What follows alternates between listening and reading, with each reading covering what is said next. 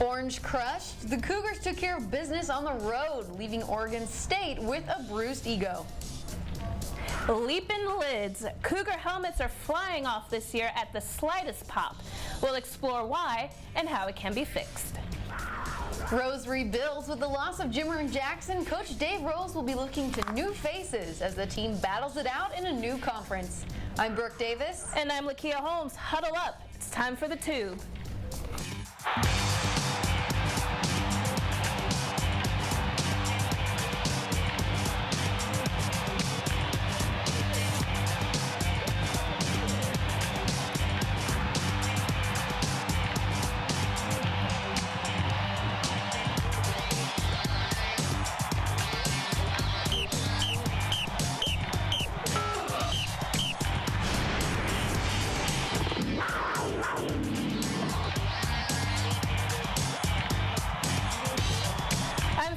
For Brianna while she's chilling at home in Idaho, which is great for me because I get to talk about BYU's solid win against Oregon State last week. The team's looking great. I think things have really come together under Riley Nelson. I think fans are feeling confident too, especially going into tomorrow's game against the 2-5 Idaho State Bengals. That's right. The Cougs in Corvallis the Cougs going back to Corvallis meant that Broncos going back to his college turf. He and Riley Nelson showed no mercy. The Cougs owned the first quarter when Mike Elisa ran 10 yards for this touchdown, putting the Cougs up 7-zip. It didn't take long for J.J. DeLuigi to double that, finding the end zone from 3 yards out. Under 4 minutes left in the half, Riley being the Riley that fans love. But he gift-wrapped 7 more points for the Beavers, throwing this 51-yard pick to tie the game. Happy birthday. Second half, the Cougars came out fighting. This time Nelson threw a pass to the right person, finding Cody Hoffman for a 12-yard touchdown. Oregon State actually managed to sneak in a touchdown of their own before Nelson followed it up with a beautiful play-action pass to Friel for his first touchdown as a BYU Cougar. Oregon State didn't go down without a fight and scored just before the close, but it was too late for a comeback. BYU walked away from Corvallis with the win, 38-28. Now they're 5-2 on the season, just one way a win from bowl eligibility. It shouldn't come as a surprise that the Riley offense sealed the win on the ground rather than through the air. The offense came away with 217 passing yards, while Oregon State won that category with 306.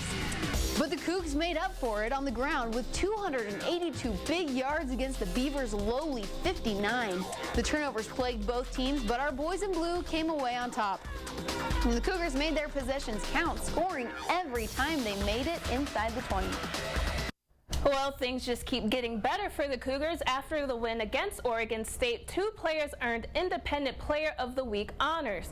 As if getting the starting QB job wasn't enough, Riley Nelson snagged his second award for offense, while Brandon Ogletree was dubbed Player of the Week on defense. There's a lot of concern over the safety of football players this season.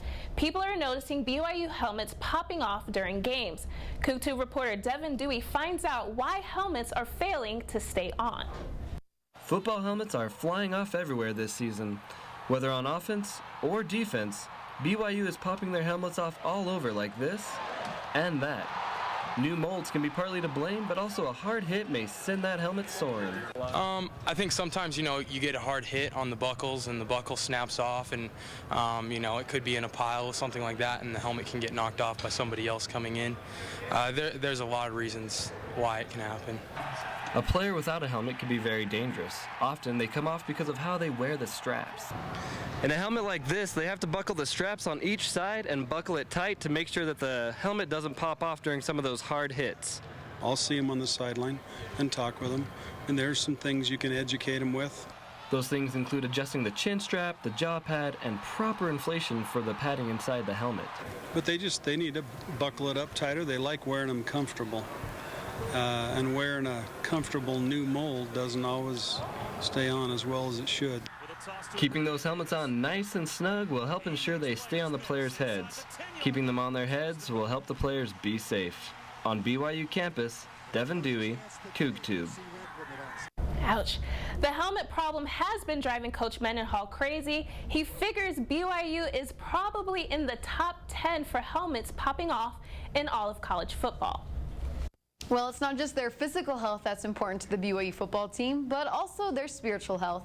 Cougar reporter Brittany Good shows us why faith really comes before football at BYU. Before hitting the field on game day, BYU football players put on a different uniform for what Coach Mendenhall says is more important than the game itself. It's not the way most teams prepare for games, but for BYU, sharing a spiritual message and singing hymns at team firesides is a top priority. The firesides are what's most important, where we believe that this message that we share on Friday nights is substantiated by how we play the game on Saturday, and the combination of both is a great vehicle to share the gospel and a message that will help people, and we absolutely love it. Firesides are held at each away game and select home games. Players volunteer to speak at the beginning of the season and are grateful for that opportunity. I consider it a privilege to be an example to all these kids. I just try to do my best to behave in a way so that they can see us and try to follow us, go on missions and do the things that they need to. Fans of all ages come to hear their favorite football players share their talents and testimonies. I graduated from BYU in 2000, and I wanted to have my son Thomas have a chance to see BYU football in action, and also to come to the fireside to see the football players speak and to hear them as people and spiritual people, and to know more about them as on a personal level. That personal level often translates to a handshake, an autograph, or even a photo op after the meeting. There will be 2 more away game firesides this season. The next one will be next Friday in Texas when the Cougars take on TCU. Back to you. Thanks, Brittany. If you haven't been to a fireside, definitely recommend it. When CougTube returns, Bengal Battle. We'll look at what the Cougs need to do to get a W tomorrow, and the win may not come as easy as people think. And Jim or Who, the young and inexperienced men's basketball team begins life without their National Player of the Year. Stay with us.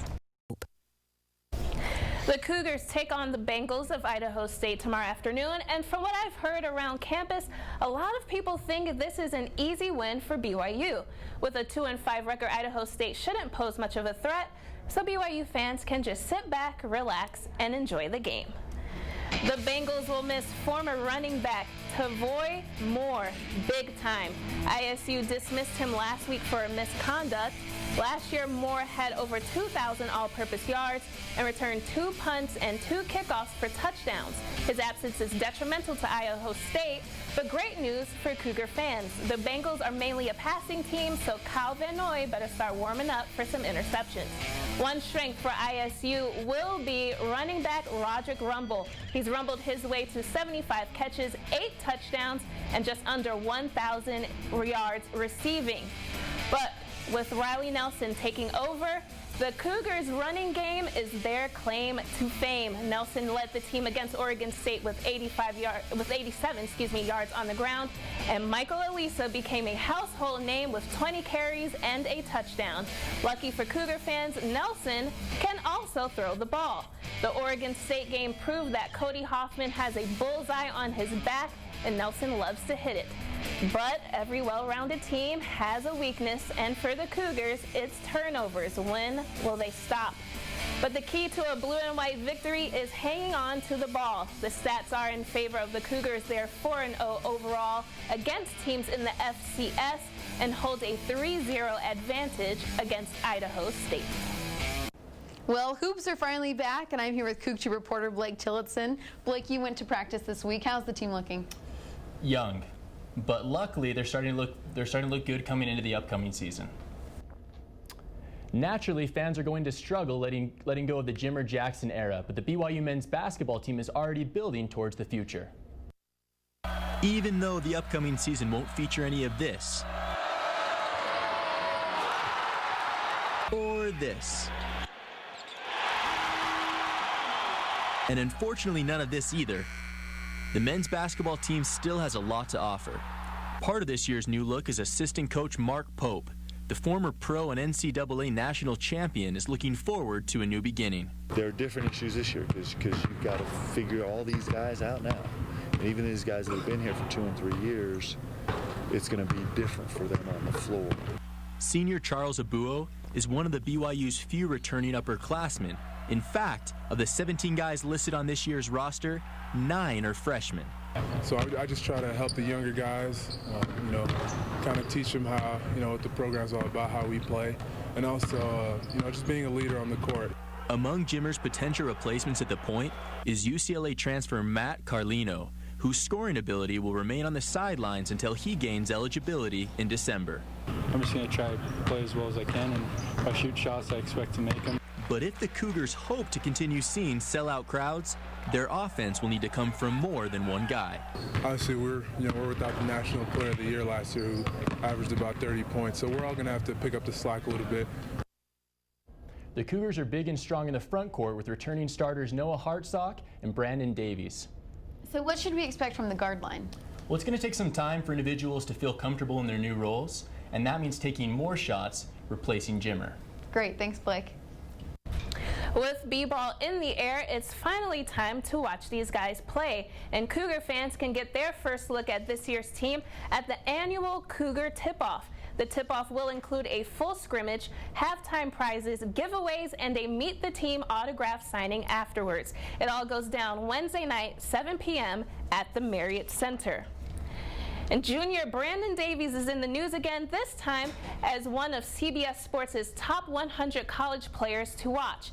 The Provo native is BYU's leading returner in points and rebounds, and even after having his sophomore season cut short, he averaged 11 points and 6 rebounds last season and earned Mountain West Conference honors. Coming off a 3-2 win against Gonzaga, BYU soccer took on the Loyola Marymount Lions at home last night. The game was physical from the beginning, but Cougar dominance didn't take too long to kick in when junior Carly Payne scored this goal in the 22nd minute.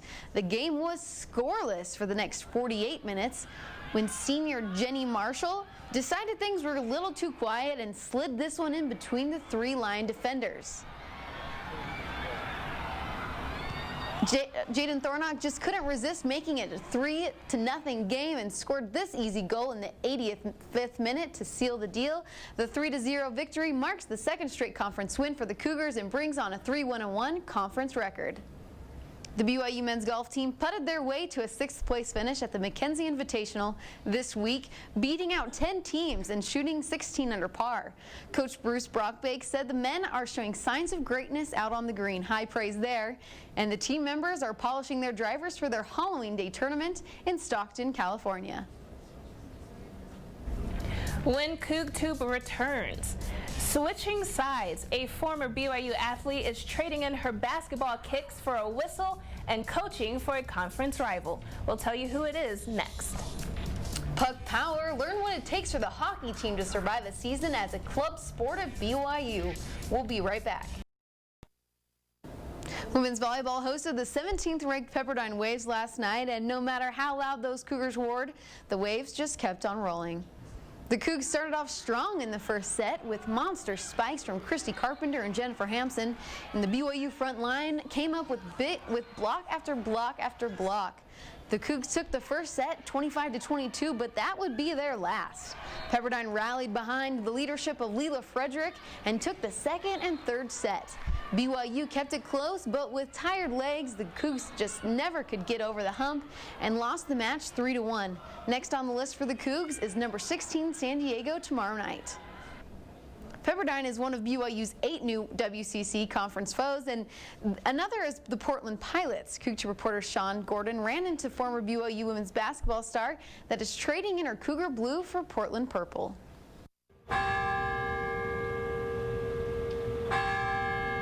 The University of Portland is quite a ways away from Provo, but for former BYU point guard Jasmine Foreman, it's a return home.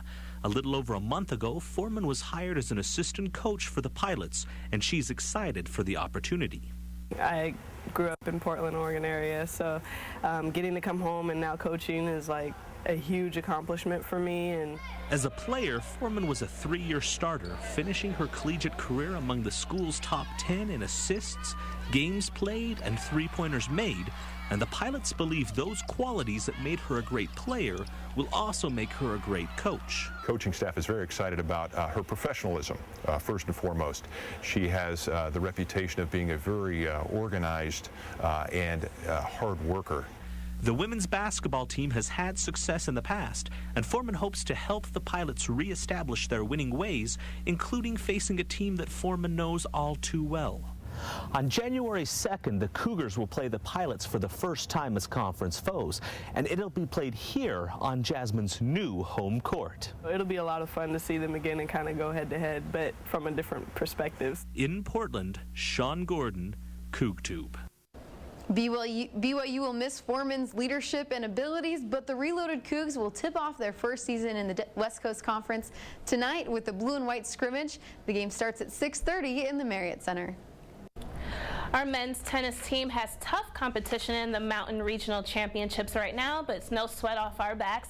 Patrick Kawa, Spencer Smith, and 3 teams of doubles have advanced to the round of 16.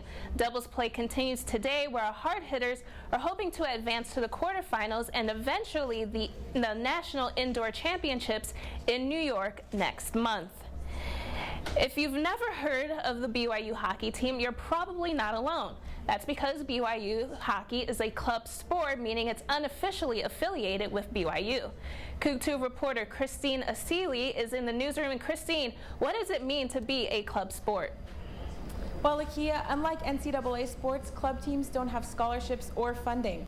But these hockey players love to play the game, so they take on the challenge with a smile. The team plays about 30 games a year, and everything from equipment to practice time is on their own dime. We just have to pay for our ice time, our travel, our hotels, our the jerseys and warm-ups and all that stuff. Ice time doesn't come cheap. Just one 90-minute practice at the Peaks Ice Arena cost the team $270. Ticket sales and ad sales in the game programs cover some of that, but the team also has to do some creative fundraising. We worked at the BYU football game, grilling up hot dogs and Philly cheesesteaks and stuff. It's a lot of fun. They do their own advertising, too. The players pass out several thousand flyers a week and rent a booth at the Wilkinson Center to get the word out about their games. And fans seem to be responding well to the personalized publicity. The turnout that we have, the fans love coming to the games. They're a ton of fun. And so we just want to get more people to know about it. Despite the extra financial burden and time commitment, the players choose to look at the positives. So you have to sacrifice a little more, but it's absolutely worth it. It kind of makes you more committed to the team as far as I've not only invested my time into the team, but also my money. And so you want to get out of that investment, you want to get a return out of that as well. And I've been to a couple games this season. There's a great atmosphere over there at the Peaks Ice Arena. And after the games, before the players go into the locker rooms, they come out, they mingle with the fans. They try to make it as personal of an experience as they can. Live in the newsroom, Christina Seeley, CougTube. All right, thanks, Christine. The BYU men and women's cross-country teams had a big day at the Wisconsin Adidas Invitational. The men finished in the number 2 spot, only behind Wisconsin. Miles Batty led the team as usual, coming in 7th overall. The women finished at number 22, with 4 front runners finishing in the top 15. Now both teams are gearing up for the West Coast Conference Championships next weekend in Belmont, California. When CougTube comes back, experts predict. Our panel of experts tell us if they think the Cougs will beat up on the Bengals, and they'll pick sides in the big battle in Baton Rouge. And it's looking like another great weekend, but colder temperatures are right around the corner. I'll give you the details when 11 Game Time weather returns.